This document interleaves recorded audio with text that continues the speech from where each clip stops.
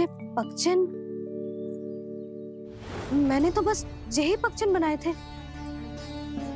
तो जे लक्ष्मी जी के पगचन भीतर तक कैसे आ गए? किसने करो जे?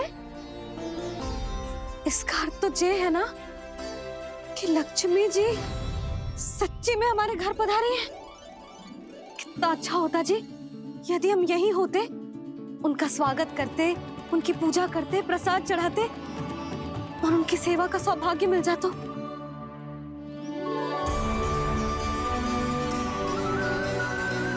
तो अभी भी मिल सकते हो मैया, लक्ष्मी देवी सामने ही तो है।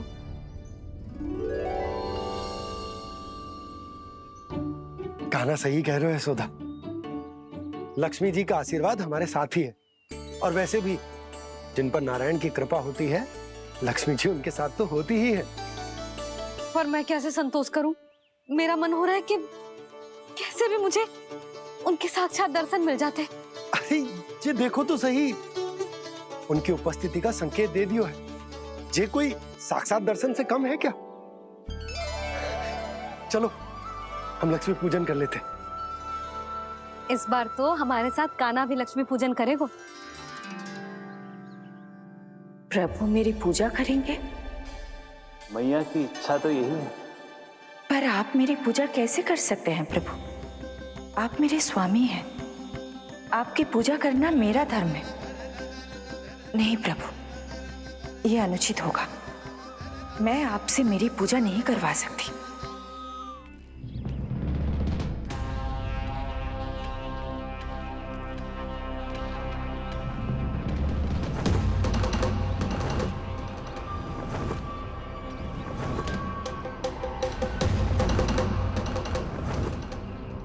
बस करो बकासुर, बहुत हुआ ये लुका छिपी का खेल।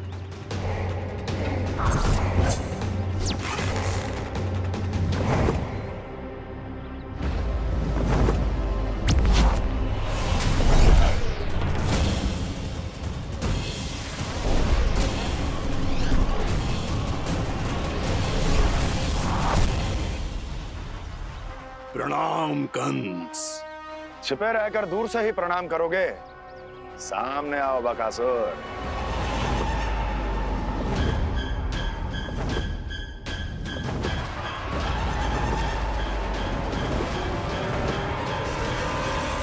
चेतावनी को प्रणाम समझने की भूल केवल तुम ही कर सकते हो कंस।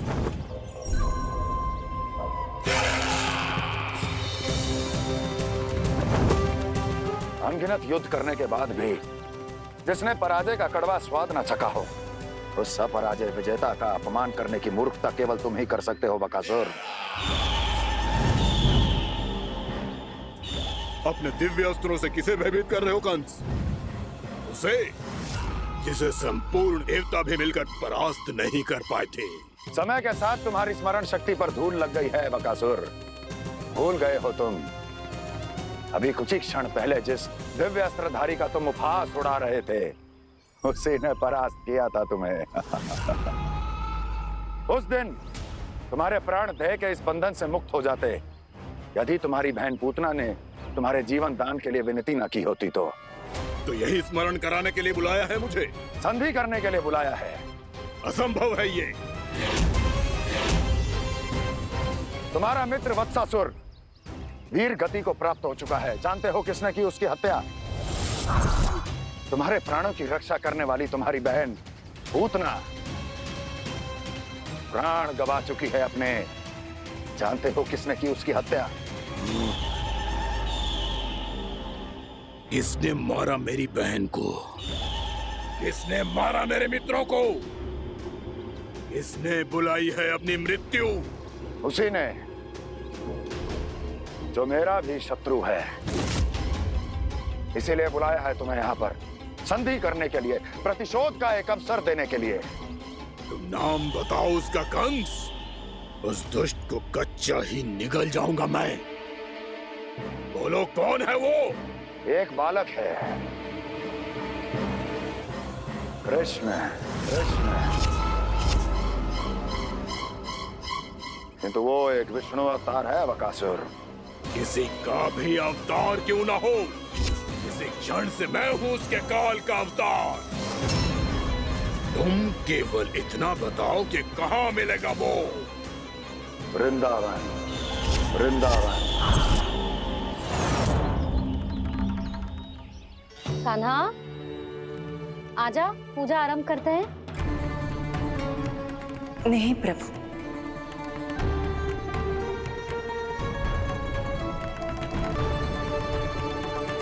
क्या सोच रहे हो लल्ला? आजा।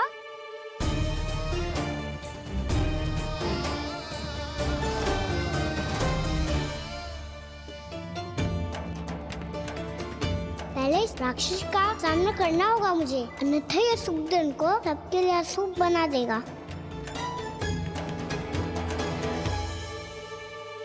मैया, लक्ष्मी जी की पूजा से पहले सारे घर में दिए जलाकर उनका स्वागत करना चाहिए ना। कितना सयाना होगा मेरा लल्ला। चलो जी, दिए जलाए। आजा। प्रभु मैं कुछ नहीं जानती। कोई भी योजना बनाइए, कोई उपाय निकालिए, पर आप मैया को मनाइए। आप मेरी पूजा नहीं कर सकते, ये शोभा नहीं देगा।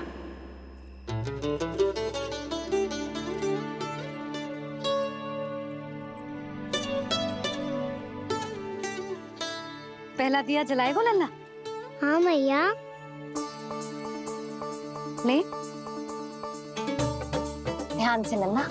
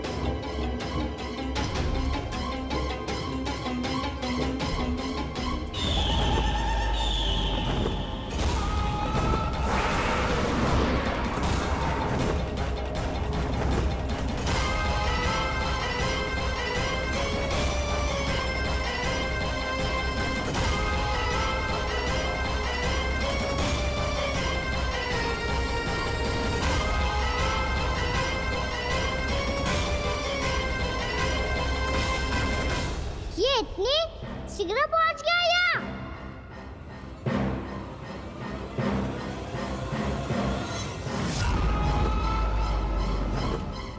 जे श्वेत रंग का आकाश में क्या गया? सुनो जी, देखो आपने। जे तो अवश्य ही बहुत अशुभ संकेत है जी। कहाँ है वो? कहाँ है विष्णु अवतार कृष्ण? दिवाली के शुभ दिन अशुभ संकेत की बात करियो मैया। ये तो कयूत तीव्र चलने के कारण मुझे है, फिर से चला लेंगे। साधारण दीपक ही तो है ये साधारण ना है लल्ला। दीपावली के दीपों का बहुत विशेष महत्व होता है। तो है मैया। वनवास के बाद जब राम जी लौटकर आ रहे थे, तब उनके स्वागत में पूरी अयोध्या में ये दीप जलाए गए थे। दीपावली अमावस्या की रात को पड़ती है और रात का अंधेरा मन के भीतर के उस अंधेरे का प्रतीक होता है जो बुराई को शक्ति देता है।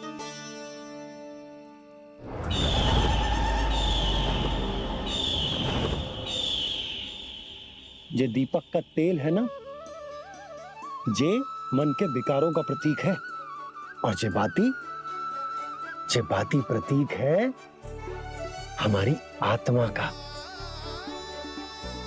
जब अमावस्या की अंधेरी रात में हम जो दीपक जलाते हैं ना, उसका अर्थ जे हो तो है, तो जे बाती अर्थात कि हमारी आत्मा भक्ति के ताप में तप कर इस तेल अर्थात हमारे मन के विकारों को जला देती। और आत्मा शुद्ध होकर परमात्मा के साथ एक हो जाती और फैल जाता है दसों दिशाओं में अच्छाई, सुख, शांति और ज्ञान का प्रकाश। समझो? साधारण अर्थ में कहते हैं कि दीपावली की रात जो दीपक का प्रकाश होता है ना, वो रावण की बुराई पर राम जी की अच्छाई का, उनकी जीत का प्रतीक होता है। समझ गो मैया, सब समझ गो।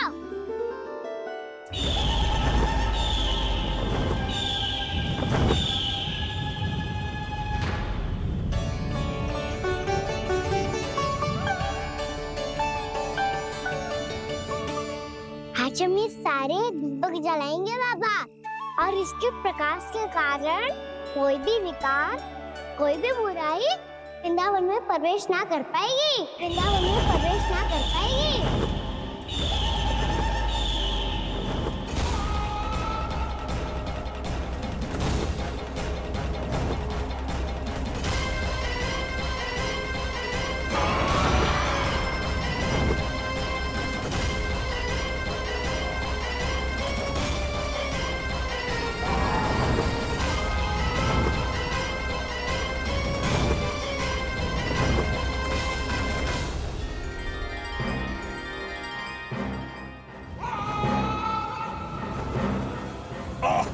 इतना तीव्र प्रकाश, इसके कारण तो कुछ देखना भी कठिन हो गया है।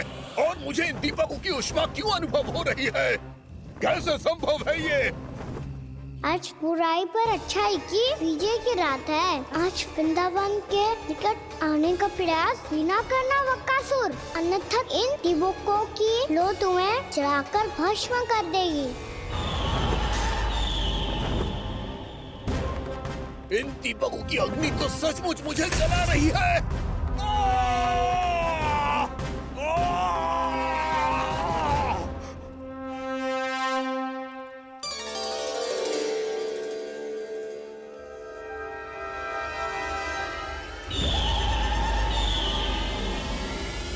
सारे देवता भी मिलकर मुझे नहीं रोक पाए थे। इन नन्हे दीपकों में इतना सामर्थ कहां जो मेरे पांव को बांध पाए।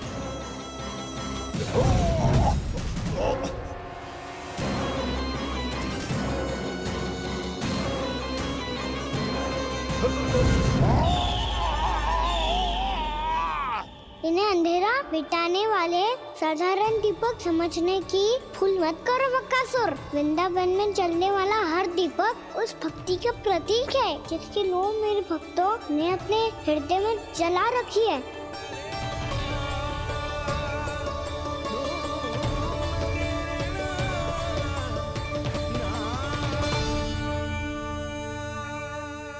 भक्ति की शक्ति के आगे तो रावण को भी हारना पड़ा था बकासुर।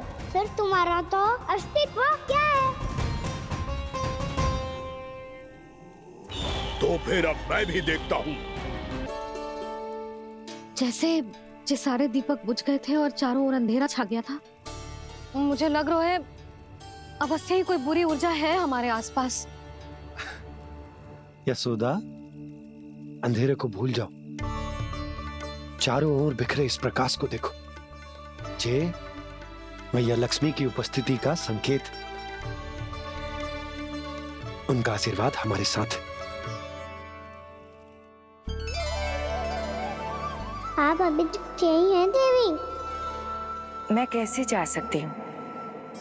यशोमती मैया मेरे दर्शन करना चाहती है। जिनकी इच्छा आप नहीं टाल सकते, उनकी इच्छा का मान मैं ना रखूं, ये तो संभव ही नहीं है। आपने मनाया है ना, स्मरण है ना आपको? मैं आपसे अपनी पूजा नहीं करवा सकती। अब तो दीपक भी जल गए, इससे पहले कि मुहूर्त निकल जाए पूजा आरंभ करते हैं। चल आजा।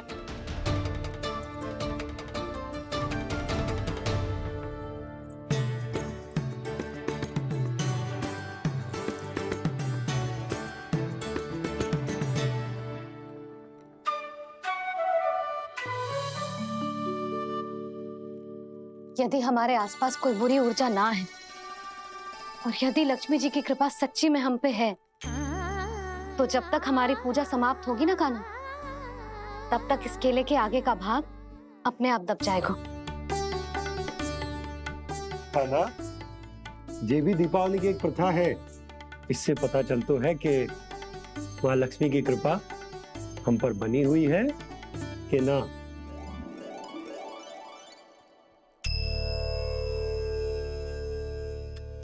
हे लक्ष्मी मैया, हम सबकी पूजा स्वीकार करो, आप हमें आशीर्वाद दो।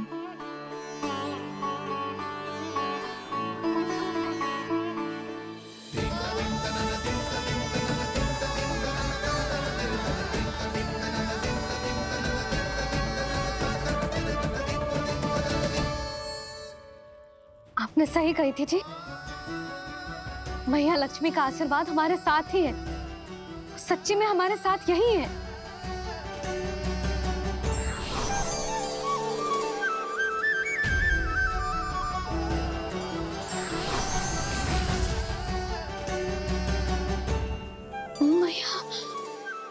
मैया लक्ष्मी ने साक्षात दर्शन दिए जी हमें।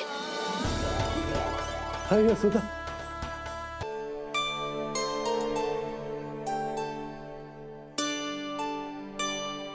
प्रभु नहीं, प्रभु क्या कर रहे हैं आप? कोई उपाय निकालिए, मैं आपसे अपनी पूजा नहीं करवा सकती। मैं मानती हूँ कि आप मानव रूप में हैं, पर फिर भी आप हैं तो मेरे स्वामी श्री नारायण के स्वरूप ही।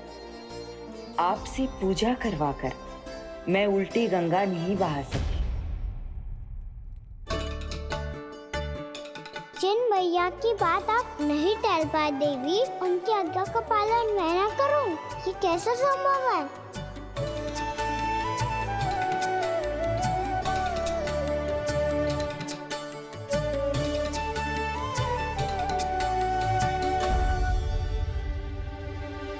पर आप इतनी विचलित क्यों हो रहे हो? प्रेम और पूजा में कोई अंतर नहीं होता।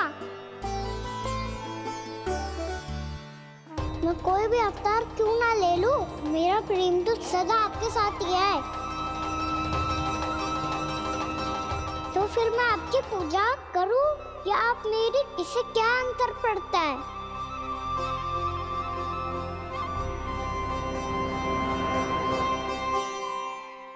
तोड़ जगत की परिपाटी और छोड़ पुरुष अभिमान, अर्धांगिनी का पूजन कर प्रभु, रच रहे नया विधान।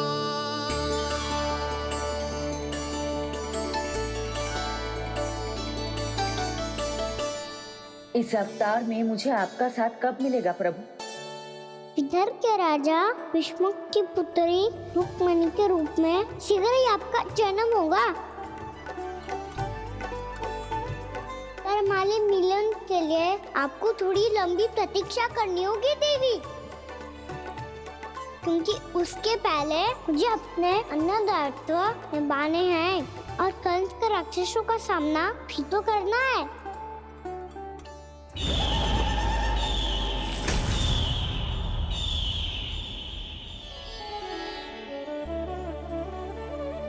बोलो लक्ष्मी मैया की जय।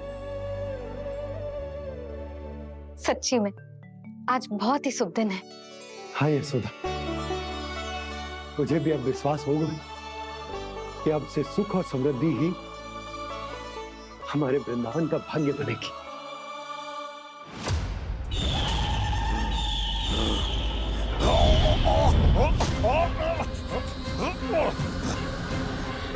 इन दीपकों का प्रकाश सैकड़ों सूर्यों की भांति चुभ रहा है मुझे।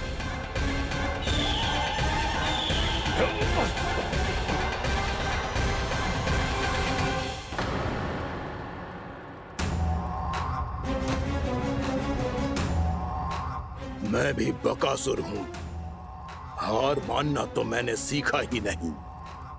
इसी वन में घात लगाकर बैठा रहूंगा।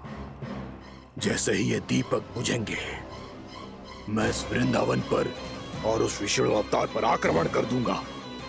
नहीं छोड़ूंगा उस मायावी कृष्ण को। उसने मेरी बहन पूतना का वध किया है। नहीं छोड़ूंगा उस मायावी कृष्ण को। नहीं छोड़ूंगा उस मायावी कृष्ण को। चाहे जितनी बार मेरा नाम जप लो बकासुर, इसका फल तो तुम्हें कल ही मिलेगा।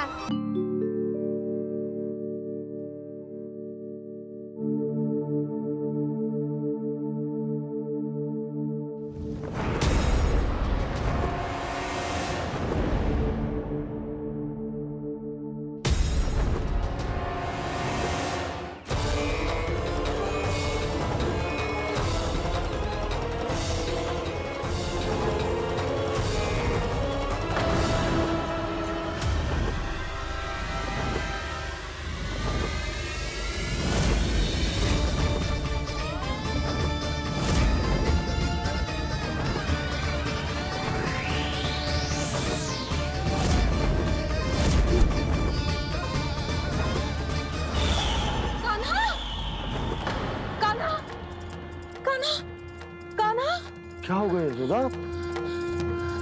खुद पूरा स्वप्न देखो क्या?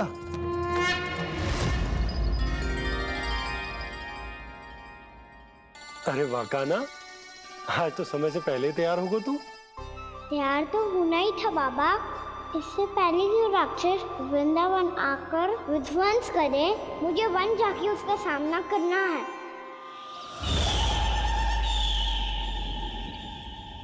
मैया शीघ्र भोजन बांधो, गौचरण के लिए विलंब हो रहा है। ना, आज कहीं ना जाएगा तू। आज घर पे विश्राम कर। ऐसा क्यों कह रही हो यशोदा? हर बार क्यों का उत्तर देना आवश्यक ना है जी। मैं ना चाहती आज ये जाए, तुझे ना जाएगा बस। और यही क्यों, आज अन्य बालक भी वन में ना जाएंगे गौचारण के लिए। आप गोपो को भेज दो। पर मैया गौचरण कराना तो मेरा दायित्व है। और तेरी देखभाल करना, तुझे सुरक्षित रखना मेरा दायित्व है। बाबा,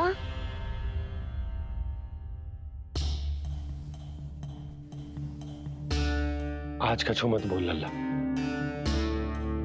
कभी कभी तेरी मैया को मना पाना मेरे बस की भी बात ना होती।